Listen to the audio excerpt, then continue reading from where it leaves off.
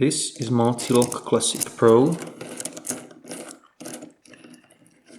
It's a newer version of the Classic model, which features the spade-like Pro pin. This pin can cause quite a lot of trouble with a pick because it likes to catch on it pretty hard, so be careful when you're picking this lock.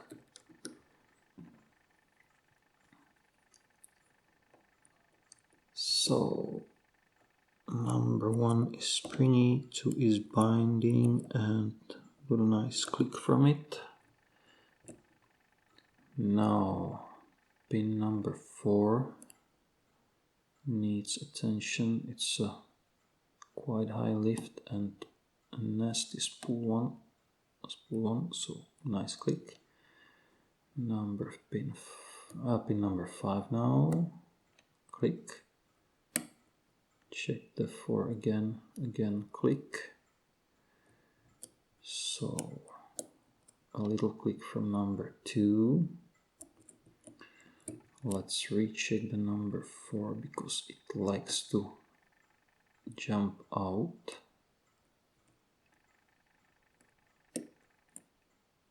Come on. This was pin number 3. We'll try number 1. Oh, a bit more clicks than I would like. So it was number 3 and number 2.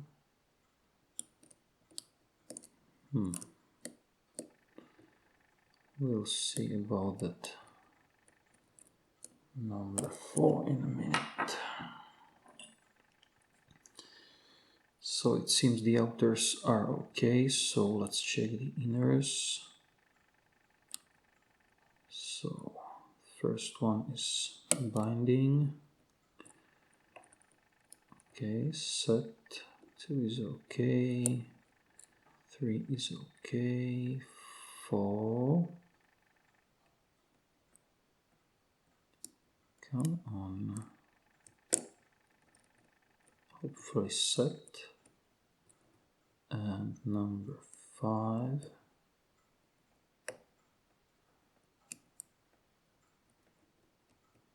Okay, seems to be set too.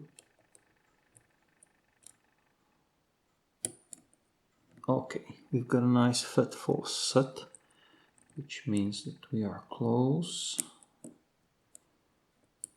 Number 1 needed a small push. Number 2, 3 seems to be okay. Click from 4, and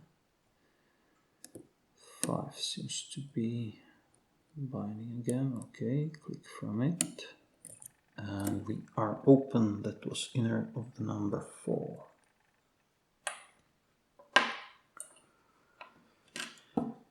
So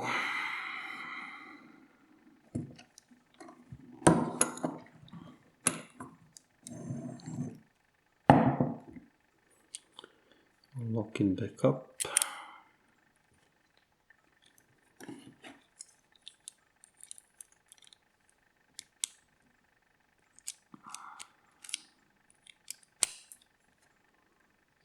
Okay, click this out.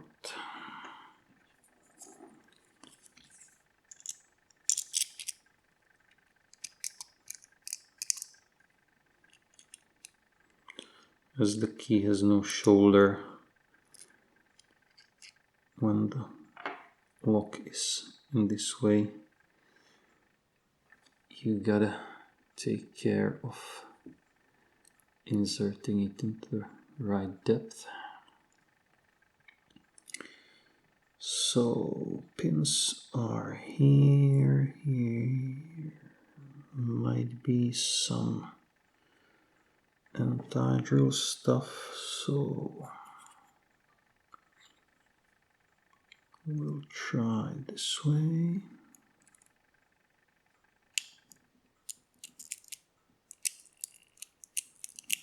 Okay.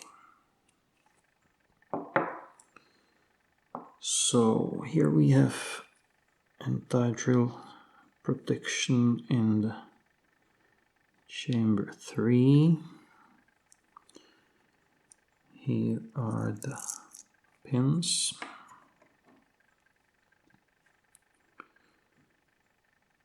So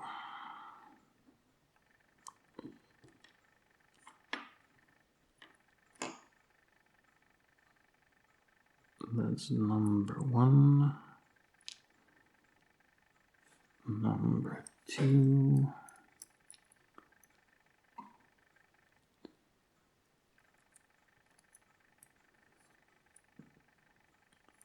number 3 is the pro pin.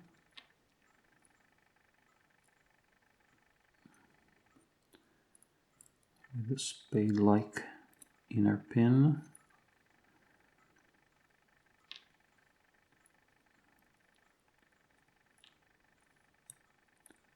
Come on.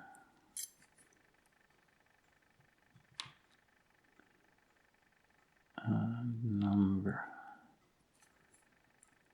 5. It's also interesting thing. It's a 2-piece pin. The outer one. It's probably for the protection against bumping.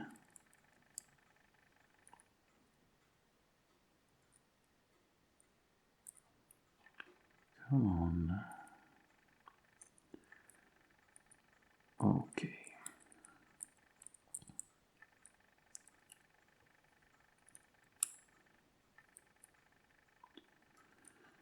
Oh boy.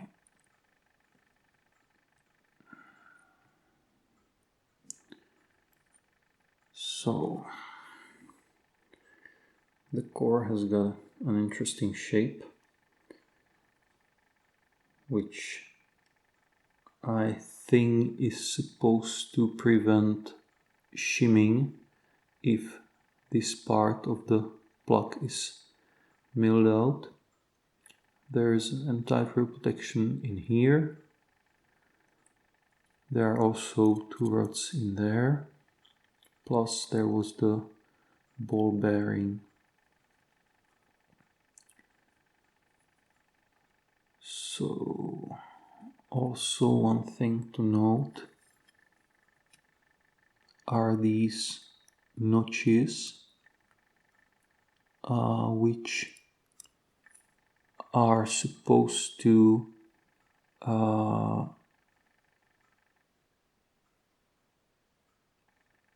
well, they are supposed to prevent the pins from rotating into the wrong direction. I mean the pro pin is made in such a way that the spade thing has to be in this direction, otherwise it wouldn't fit into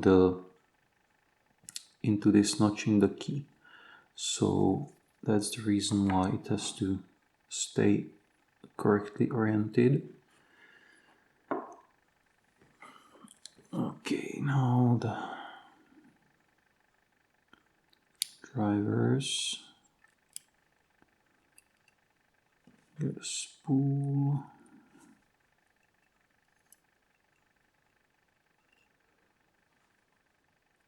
The springs are a bit more fat than I'm used to from other locks.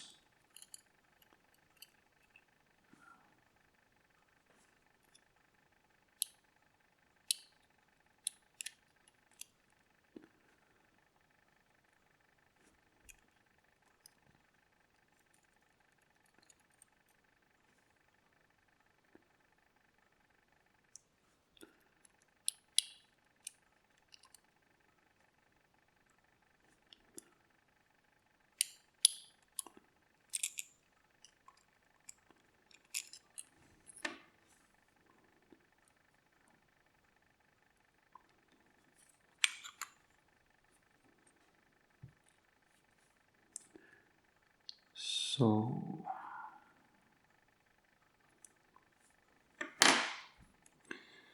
as far as the Bible is concerned, there are anti-draw protections. Also, as I said in the earlier videos, the side that's smaller than, I think, 35 millimeters has got only 4 pins, which is something to watch for. As far as the space around the core, there seems to be some anti-draw protection in here. Also some moon-shaped one.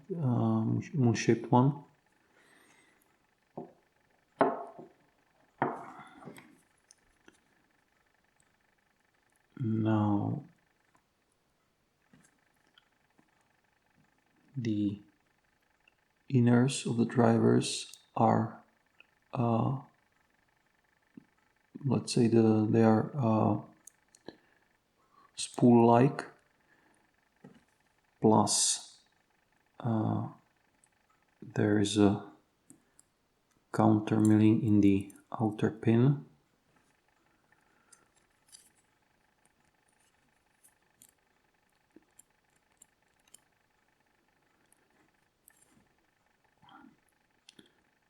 It's also interesting why, not sure why is this ridge in the pin head. There are more of them like this, but not sure what's the point of this. So let me arrange the pins.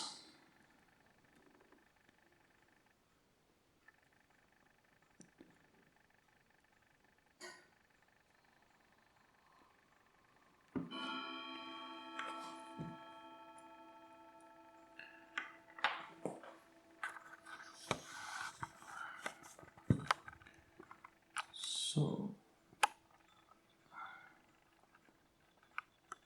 come on, focus. So as you can see, in the chamber 3 there's a pro pin. As I said, the key pin needs to keep its orientation, so it has got a little notch or a little protrusion that goes into the notch in the core, which makes it stay in the right orientation.